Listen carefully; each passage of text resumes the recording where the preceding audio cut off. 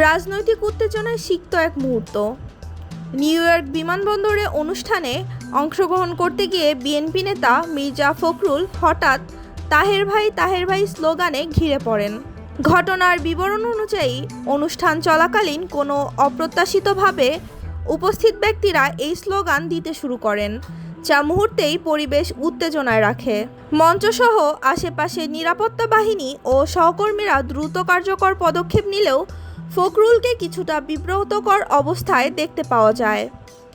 প্রতিক্রিয়ায় মির্জা ফখরুল স্লোগানদাতাদের উদ্দেশ্যে মন্তব্য করেন, ভাই কোনো স্লোগান নাই, একজন নেতা জিয়াউর রহমান। তার এই বক্তব্য সামাজিক মাধ্যমে ব্যাপক আলোচনার মুখে পড়েছে। রাজনৈতিক বিশ্লেষকরা বলছেন, এই ধরনের স্লোগান ঘটনায় প্রায়শই উত্তেজনা তৈরি হয়, বিশেষ করে এমন কর্মসূচিতে যেখানে প্রতিহিংসা, পরিচয় ও রাজনৈতিক ইমেজের প্রশ্ন জড়িয়ে থাকে।